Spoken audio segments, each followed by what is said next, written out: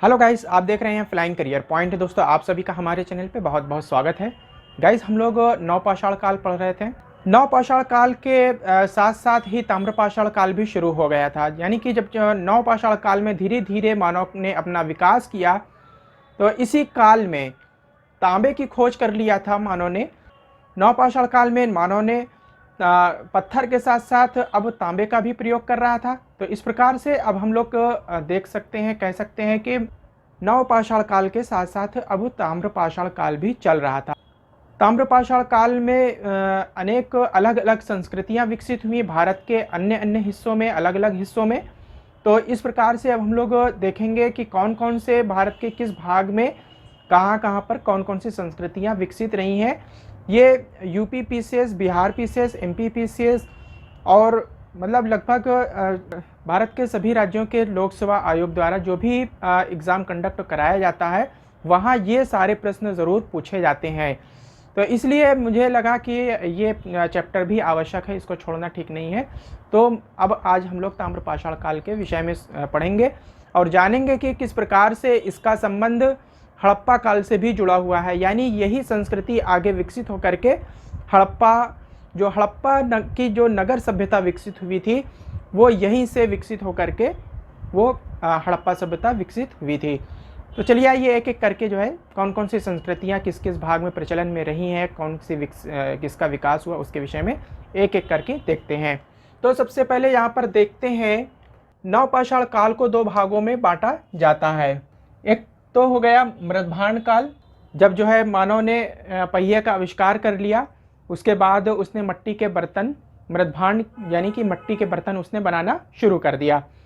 और इसके बाद इससे पहले गैर मृदभांड काल था। नवपाषाण काल का जो शुरुआती चरण रहा, यहाँ पर मानव ने पहिए का आविष्कार नहीं किया था। इस प्रकार से वो चाक का आविष्कार भी नहीं हो पाया था। जब पहिए का आविष्कार हुआ, पहिए को उसने चला करके देखा कि किस प्रकार से ये पहिया जब घूमता है तो आगे बढ़ता है। अगर इसी को हम लेटा करके नचाते हैं तो इसमें मिट्टी के बर्तन बनाए जा सकते हैं। जब इस कला से वो वाकिफ़ नहीं था, इस कला को उसे अनजान रहा है, तब तक वो मिट्टी के बर्तन नहीं बना पाता था।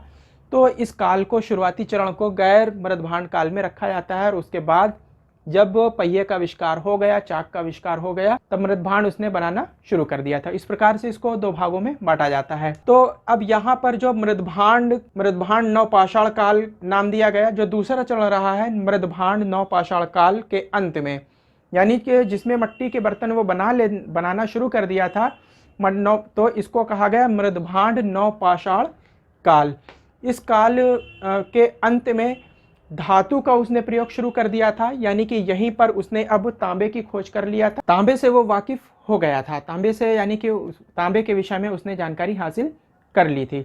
अब जब तांबे को उसने खोज लिया, तांबे के विषय में उसको जानकारी हो गई, तब उसने तांबे का प्रयोग करना शुरू किया और उसको कृषि कार्य में किस प्रकार से प्रयोग करना चाहिए उसके विषय में भी उसने अच्छी तरह से जान लिया। अब मानव द्वारा प्रयोग में लाई जाने वाली प्रथम धातु कौन सी रही है? वो तांबा रही है। तो ये इस तरीके के ये प्रश्न बहुत ज़्यादा आता है और लगभग सभी राज्यों की लोक सेवा आयोग में ये प्रश्न अवश्य पूछा जाता है। इस काल में तांबे के साथ साथ पत्थर का भी प्रयोग होता रहा। इसी कारण इसे कैल्कोलिथिक अथवा ताम्रपाषाणिक संस्कृति कहा जाता है।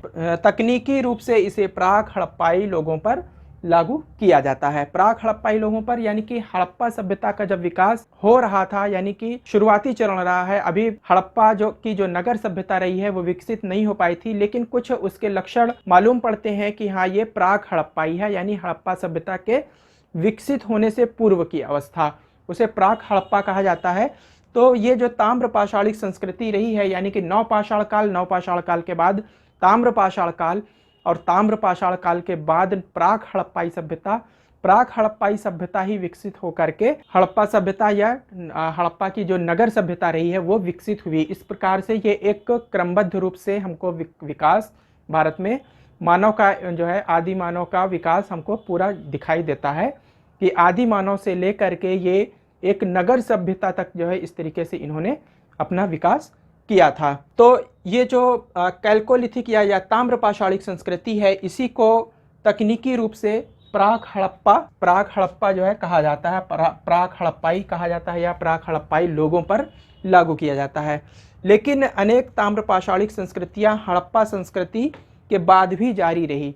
यहाँ पे ये कहने का मतलब है कि जो ताम्रपाषाणिक संस्कृति रही है वो हड़प्पा सभ्यता के विकसित हो जाने के बाद भी बहुत सारे एरिया में, यानी कि एक तरफ भारत के बहुत सारे क्षेत्रों में हमको एक नगर की विकसित व्यवस्था पूरी सभ्यता हमको नज़र आती है, लेकिन इसके बावजूद हमें भारत के बहुत सारे भागों में अभी भी नगरीय सभ्यता विकसित होने के बावजूद भारत के अन्य कुछ भागों में हमें ताम्रपाषाणिक संस्कृतियां भी साथ साथ दिखाई देती हैं। तो ये बिल्कुल उसी तरीके से है जैसे कि आज के टाइम में देखा जाए, कह सकते हैं कि जैसे एक भारत की जैसे कि राजधानी है दिल्ली है, ये पूरी बहुत अच्छी जो है डेवलप्ड हो चुकी है, लेकिन इसके बावजूद अगर हम दिल्ली के किनारे एरिया में जाएं या यूपी के गांव वाले एरिया में जाएं, बिहार के गांव वाले एरिया में जाएं या भारत के अन्य दूसरे तमाम राज्यों में अगर हम गांव वाले एरिया में जाएं तो वहां पर हमको अभी भी ग्रामीण संस्कृति जो है, पुरानी संस्कृति हमको देखने को मिलती है। यानी कि एक तरफ विकसित दिल्ली, मुंबई,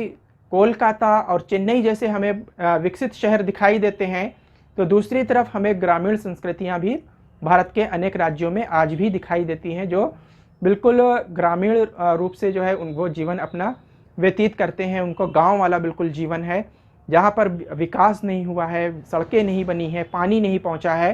तो अभी बहुत सारी चीज़ें, अभी मूलभूत जो आवश्यक वस्तुएं हैं वो आज भी नहीं पहुँच पा रही हैं, जबकि भारत के तमाम शहर, बड़े बड़े शहर डेवलप्ड हो गए हैं। स्मार्ट सिटी जो है बनाने की बात चल रही है इंडिया में। मोदी सरकार बात करें तो मोदी सरकार ने बहुत सारे जो है सिटीज़ को स्मार्ट सिटी के उसमें शामिल कर लिया है, स्मार्ट सिटी की स्कीम में शामिल कर लिया है, लेकिन इसके बावजूद अभी भी बहुत सारा विकास होना अभी बाकी है। तो बिल्कुल उसी तरीके से यहाँ पर भी भारत के अनेक क्षेत्रों में ताम्रपाषाणिक संस्कृतियाँ हड़प्पा संस्कृति के बाद भी नज़र आती रही हैं। वो कौन कौन से स्थल रहे हैं उनके विषय में चलिए आइए देख लेते हैं। अब यहाँ पर कुछ ये प्रमुख संस्कृतियाँ हैं जो कि भारत के विभिन्न हिस्सों में विकसित रही हैं। वैसे तो बहुत सारी संस्कृतियाँ विकसित रही हैं, लेकिन ये मुख्य संस्कृतियाँ हैं जिनके विषय में लोकसेवा आयोग से जो है क्वेश्चन बहुत ज़्यादा जो है पुटअप किए जाते हैं एग्जाम में। तो यहाँ पर हम लोग जो है मुख्य ये जो संस्कृति रही है इसके विषय में देखेंगे। सबसे पहला नंबर पे आता है आहार संस्कृति। ये 2800 BC से 1500 BC तक के बीच में ये विकसित रही है। फिर इसके बाद दूसरे नंबर पे है कैथा संस्कृति। ये 2450 से 1700 BC तक जो है विकसित रही है।